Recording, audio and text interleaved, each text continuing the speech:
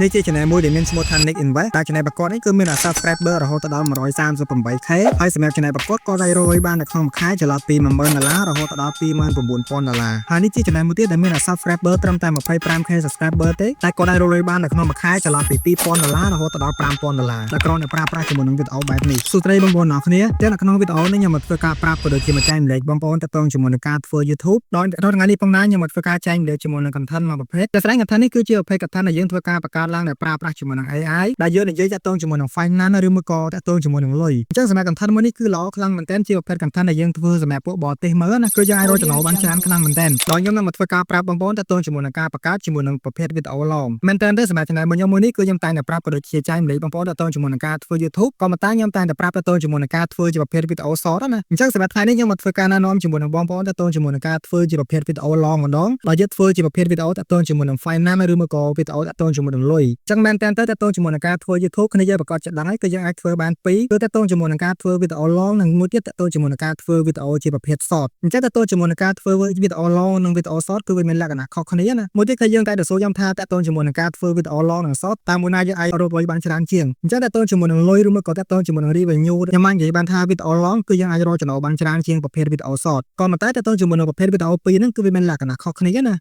ាសម្រាប់វីដេអូ short គឺជាប្រភេទវីដេអូមួយដែលយើងអាចធ្វើការបង្កើតបានលឿនហើយនឹងមាននាទីខ្លីៗអញ្ចឹងទាក់ទងជាមួយនឹងការបង្កើតគឺយើងអាចបង្កើតបានច្រើនហើយនឹងលឿនទេគឺយើងអត់ធ្វើការចំណាយពេលនៅក្នុងការបង្កើតយូរឬមួយក៏ត្រូវការកាត់តយូរណាក៏ប៉ុន្តែសម្រាប់វីដេអូឡងយើងអាចរកបានច្រើនក៏ប៉ុន្តែយើងត្រូវការចំណាយពេលនៅក្នុងការកាត់តិចដោយសារតែវីដេអូឡងយើងដឹងហើយបាទគឺយើងធ្វើវីដេអូកាន់តែយូរយើងអាចត្រូវចំណូលបានកាន់តែច្រើនអញ្ចឹងយើងអាចធ្វើការកាត់ឲ្យយូរនាទីអញ្ចឹងណាអញ្ចឹងយើងអាចធ្វើការចំណាយពេលនៅក្នុងការកាន់តិចអូខេអញ្ចឹងបងប្អូនអ្នកគ្នាទៅការកលេចមកមើល channel មួយនេះបានដែល channel ប្រកបមួយនេះគាត់មានឈ្មោះថា Nick Invest ហើយតើតើជាមួយនឹងចំនួន subscriber ប្រកបគឺមានចំនួន 138k subscriber ហើយវីដេអូគឺមានត្រឹមតែ149វីដេអូទេអញ្ចឹងមែនតើសម្រាប់ channel ប្រកបមួយនេះគឺគាត់បង្កើតនៅក្នុងឆ្នាំ2025យើងទេហើយបងប្អូនអ្នកគ្នាកលេចមើលតើតើជាមួយនឹង view នៅក្នុង channel ប្រកបបានមកគឺ view អាចនិយាយបានថាច្រើនខ្លាំងមែនតើអញ្ចឹងសម្រាប់វីដេអូ long ដែលមាន view ប៉ុណ្នេះបាទគឺអែមខ្លាំងមែនតើមកគឺយើងរកចំណូលបានច្រើនអញ្ចឹងណាដូចវីដេអូនេះបាទគឺ 800k បាទ 600k 600 400k ហើយវីដេអូរបស់គាត់គឺយូរនាទីទៀតគឺ19នាទី20នាទីអញ្ចឹងណាហើយតើតើជាមួយនឹងលុយក្នុង channel ប្រកបគឺបងប្អូនប្រកាសចិត្តឃើញទេបាទនៅក្នុងមួយខែគាត់អាចរកចំណូលបានចន្លោះពី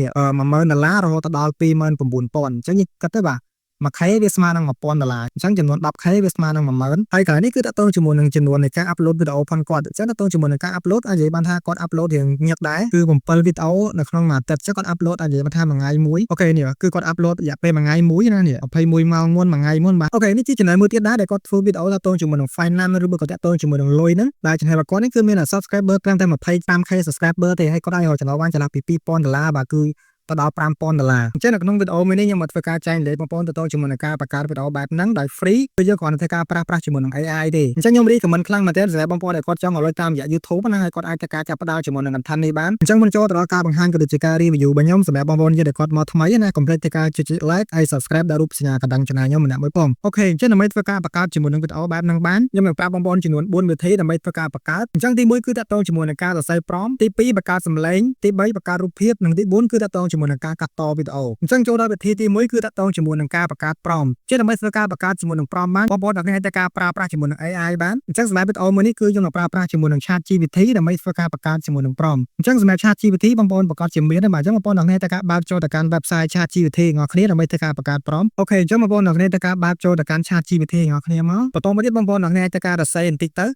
អូខេអញ្ចឹងបងប្អូនអ្នកធ្វើការសរសេរបែបនេះបាននេះបងប្អូនដាក់ថានេះ if I have a video script for another YouTube then I give that script to ChatGPT បងប្អូនសរសេរប៉ុណ្ណឹងមកនេះចឹងតើតើជាមួយនឹង script ទាំងអស់នេះខ្ញុំនឹងធ្វើការដាក់ឲ្យបងប្អូនណាអញ្ចឹងបងប្អូនអ្នកចូលទៅយកបានគឺខ្ញុំបានដាក់នៅខាងក្នុង channel Telegram របស់ខ្ញុំអញ្ចឹងបងប្អូនអ្នកចូលទៅយកនៅក្នុង channel Telegram របស់ខ្ញុំបានបន្តមកទៀតយើងយកមកផាសចូលទៅក្នុង ChatGPT ផងយើងអូខេបងប្អូនសរសេរប៉ុណ្ណឹងមកយើងចុច enter មកអញ្ចឹង ChatGPT វាកំពុងធ្វើការរាយរាប់ប្រាប់យើងហើយយើងក៏រកចាំវាសិនទៅអូខេអញ្ចឹងនៅពេលដែល ChatGPT បានធ្វើការបង្កើត script ប៉ុណ្ណឹងហើយបងប្អូនអ្នកអាចសរសេរបន្ថែមពីមកយើងអាចដាក់ថា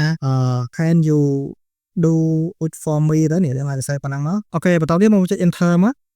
ចឹង ChatGPT វានឹងធ្វើការបង្កើត script ឲ្យយើងហើយអូខេអញ្ចឹងនៅពេលដែលបងប្អូនសរសេរប៉ុណ្ណឹងហើយគឺបងប្អូនអ្នកធ្វើការចូលទៅកាន់ channel YouTube ណាមួយមកដែលបងប្អូនចង់ធ្វើការបង្កើតវីដេអូតាមណាក៏ប៉ុន្តែ ChatGPT វានឹងធ្វើការ generate ជាមួយនឹង prompt ថ្មីសម្រាប់វីដេអូរបស់បងប្អូនណាអញ្ចឹងមិនថាយើង copy ជាមួយនឹង script វីដេអូផងគេយកទៅឲ្យ ChatGPT វាធ្វើការបំលែងទៅជា script ថ្មីសម្រាប់វីដេអូផងយើងអូខេអញ្ចឹងឧទាហរណ៍ថាបងប្អូនចង់ធ្វើវីដេអូមួយដែលធ្វើស្តៀង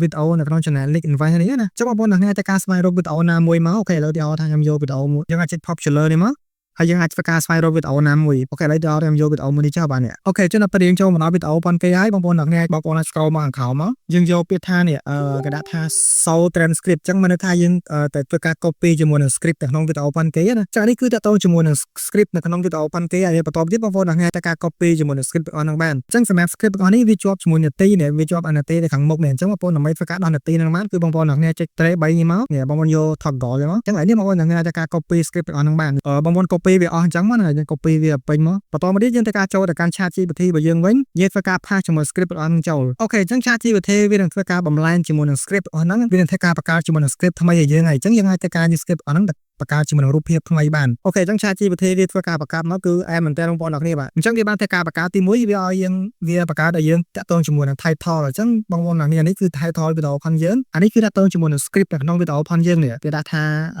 rewrite an original script អញ្ចឹងមានន័យថាវាធ្វើការបង្កើតជាមួយនឹង script ថ្មីចេញពីវីដេអូផងគេណាអូខេអញ្ចឹងដល់ពេលដែលយើងធ្វើការបង្កើតជាមួយនឹង script ហើយចូលដល់វិធីទី2គឺតាក់ទងជាមួយនឹងការបង្កើតសំឡេងឬមួយក៏ voice over ណាអញ្ចឹងដើម្បីធ្វើការបង្កើតសំឡេងមកនេះបងប្អូនប្រកាសដឹងហើយបាទគឺយើងធ្វើការប្រើប្រាស់ AI ចំនួន2អញ្ចឹងទី1គឺបងប្អូនអ្នកតែការប្រើ website Eleven Lab ក៏បានបងប្អូនអ្នកប្រើជាមួយនឹង Google AI Studio ក៏បានអូខេអញ្ចឹងបងប្អូនអ្នកតែការចូលទៅកាន់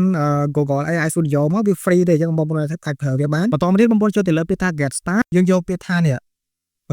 generate high quality text to speak នេះបន្តមកទៀតបងប្អូនយកពាក្យថា single speaker audio នេះមកចឹងនេះគឺជាសលេងមកទូអង្គបងប្អូនពេញចិត្តសលេងមកណាបងប្អូនយកសលេងមួយហ្នឹងទៅលើទីហោខ្ញុំស្ដាប់ឲ្យបងប្អូនមើល Ready to build something awesome today? What do you want to explore? Ready to build something What awesome sparks today? your interest? What do you want to explore? អូខេហ្នឹងគឺជាសលេងទូអង្គរបស់យើងណាចឹងបងប្អូនអ្នកយកសលេងណាមួយដែលបងប្អូនពេញចិត្តបានអូខេបន្តមកទៀតបងប្អូនទៅការ pass ជាមួយនឹង script របស់យើងចូលបងប្អូនអ្នកចូលទៅកាន់ ChatGPT របស់យើងវិញមកចឹងនេះគឺជាតាក់ទងជាមួយនឹង script នៅក្នុងវីដេអូផងយើងនេះចឹងបងប្អូន copy មកនេះ copy តាមនេះមកនេះ copy វាអស់អញ្ចឹងមកហើយយើងយកវាមក pass ចូលទៅក្នុង website Google AI Studio ផងយើងអញ្ចឹងដល់ពេលដែលយើង pass គឺវាបានសលេងមកបាត់ហ្នឹងហើយយើងចុចទៅលើពាក្យថា run នេះមកដើម្បីធ្វើការបង្កើតជាមួយនឹងសំឡេងអញ្ចឹងដល់ពេលដែលយើងធ្វើការបង្កើតសលេងហើយចូលដល់វិធីទី3គឺតាក់ទងជាមួយនឹងការបង្កើតជាមួយនឹងរូបភាពដើម្បីធ្វើការបង្កើតរូបភាពបានគឺបងប្អូនអ្នកអាចប្រើប្រាស់ជាមួយនឹង website មួយដែលមានឈ្មោះថា Flow ចឹងតាក់ទងជាមួយនឹង Flow ហ្នឹងគឺយើងប្រើវា free ទេតាក់ទងជាមួយនឹងការបង្កើតរូបភាពគឺយើងអត់ត្រូវការចំណាយលុយទេគឺយើងអាចបង្កើត free បានអញ្ចឹងដល់ពេលដែលយើងចូលមកដល់ website Flow វាចេញជាទម្រង់បែបនេះហើយអូខេចឹងកន្លែងនេះគឺជាកន្លែងតាក់ទងជាមួយនឹងការបង្កើតរូបភាពណាអញ្ចឹងតាក់ទងជាមួយនឹងការបង្កើតរូបភាពទី1គឺយើងត្រូវតែការបង្កើតជាមួយនឹងតួអង្គនៅក្នុងវីដេអូប៉ុនយើងសិនអញ្ចឹងបងប្អូនអ្នកចូលទៅមើលវីដេអូប៉ុនគេមកនេះបានន័យថាយើងធ្វើការបង្កើតនេះរូបតួអង្គនេះរូបតួអង្គនៅក្នុងវីដេអូប៉ុនយើងណាអញ្ចឹងដើម្បីធ្វើការបង្កើតបានខ្ញុំបានធ្វើការដាក់ script ឲ្យបងប្អូនធ្វើការបង្កើតអញ្ចឹងតាក់ទងជាមួយនឹង script ដើម្បីធ្វើការបង្កើតរូបភាពហ្នឹងគឺនេះគឺ script ទី2នេះបងប្អូន copy script ហ្នឹងមកហើយយើងយកវាមក pass ចូលទៅក្នុង website Flow ហ្នឹងមកយើងយកពាក្យថា create image នេះយើងយក create image មកហើយបន្តមកទៀតបងប្អូនចូលឡើង tray 3នេះយើងយកនេះជាទម្រង់ landscape ជាទម្រង់ផ្ដេកណាអូខេបងប្អូនអ្នកគ្នាអញ្ចឹងវាបានតែការបង្កើតជារូបភាពរបស់យើងហើយបាទគឺរូបភាពហ្នឹងគឺអែមមែនតើបាទនេះគឺរូបតួអង្គពីរហ្នឹងអញ្ចឹងបងប្អូនពេញចិត្តរូបណាអញ្ចឹងបងប្អូនធ្វើការដល់យករូបភាពមួយហ្នឹងមកអូខេឥឡូវទីហោខ្ញុំយករូបមួយនេះចុះបាទនេះរូបតួអង្គមួយនេះយើងចិត្តទៅលើពេល download មកអូខេអញ្ចឹងដល់ពេលដែលបងប្អូនអ្នកគ្នាបានជាមួយរូបភាពបែបហ្នឹងហើយជំនាញបន្ទាប់គឺបងប្អូនអ្នកគ្នាត្រូវតែការបង្កើតរូបភាពតាមសំឡេងវីដេអូផងយើងអញ្ចឹងបានន័យថាវីដេអូយើងមានសំឡេងអីរូបភាពគឺវាចេញជាទម្រង់បែបហ្នឹងដែរអញ្ចឹងដើម្បីធ្វើរូបភាពតាមសំឡេងបានបងប្អូនអ្នកគ្នាត្រូវការ copy ជាមួយ script ChatGPT របស់យើងមកខាងលើនេះបងប្អូន copy script ប៉ុណ្ណឹងមកដើម្បីធ្វើការបង្កើតរូបភាពណាបន្តមកទៀតបងប្អូនអ្នកត្រូវការចូលទៅកាន់ website Flow របស់យើងវិញមកហើយយើងធ្វើការ upload រូបភាពដែលយើងបានធ្វើការ download មកយើងចូលនេះរូបតួអង្គដែលយើងបានធ្វើការ download ហ្នឹងចឹងដល់ពេលដែលយើងធ្វើការ upload ហើយបងប្អូនត្រូវការ pass ជាមួយ script ដែលយើងបានធ្វើការ copy ចេញពី ChatGPT មកហ្នឹងមកហើយខាងលើនេះបងប្អូនអ្នកត្រូវការបន្ថែមជាមួយនឹង script ដែលយើងបានធ្វើការ free របស់បងប្អូនណានេះបាទ script ខាងក្រោមនេះបងប្អូន copy script ខាងក្រោមហ្នឹងមកយើងយកវាមកដាក់នៅខាងលើគេនេះបងប្អូនយកវាដាក់ខាងលើអញ្ចឹងមក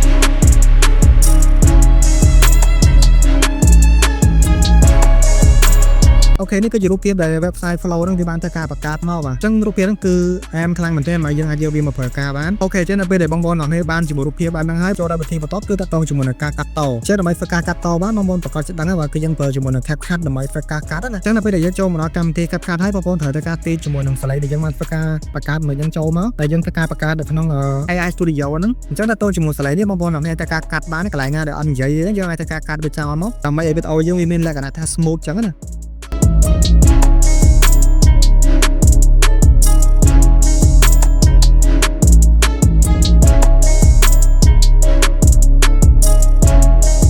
Late at night, you're scrolling through house listings.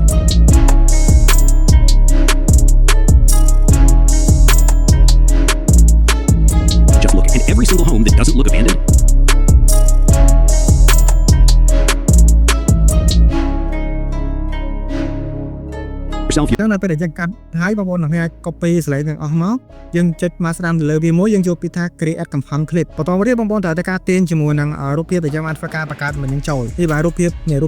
ទាំងអស់នេះបាទយើងត្រូវការ download យើងត្រូវការ download រូបភាពមួយមកអញ្ចឹងតើតើជាមួយនឹងរូបភាពហើយតើតើជាមួយសលេងគឺបងប្អូនត្រូវធ្វើការដាក់ឲ្យស៊ីគ្នាណាចឹងដើម្បីឲ្យស៊ីគ្នាបានគឺបងប្អូនត្រូវមើលវាដែរចឹងបងប្អូនអ្នកចូលទៅកាន់ chat GPT មកនេះបងប្អូនត្រូវមើលតើរូបភាពហ្នឹងគឺវាមានសលេងប្រមាណចឹងណាចឹងបងប្អូនត្រូវមើលបាននេះចឹងរូបភាពរបស់យើងគឺសលេងគឺមានត្រឹមនេះបាទគឺគេដាក់ថា million dollar នេះបាទគឺត្រឹមហ្នឹងចឹងបងប្អូនត្រូវមើលវីដេអូផងយើងដែរចឹងឲ្យ play stop ទៅមក It's late at night. You're scrolling through house listings, telling yourself you're just looking. And every single home that doesn't look abandoned costs $500,000. Not luxury. $1 million. នេះបាទចឹងថានេះបាទគឺថា million dollar នេះបាទចឹងនេះយើងអាចដាក់ត្រឹមហ្នឹងមកយើងទីរូបភាពហ្នឹងឲ្យពេញ screen របស់យើងមក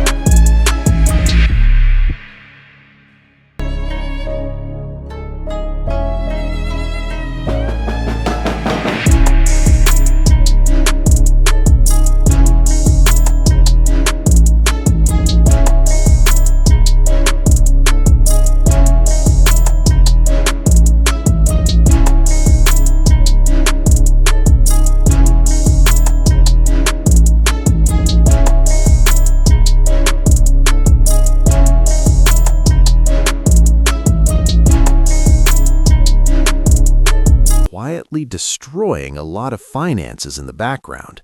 This isn't about judging anyone. It's about understanding a system that's designed to look harmless, but isn't. Car payments have gotten out of control. Let's start with the numbers because they sound fake until you see them. The average new car payment in the US is now over $700 a month.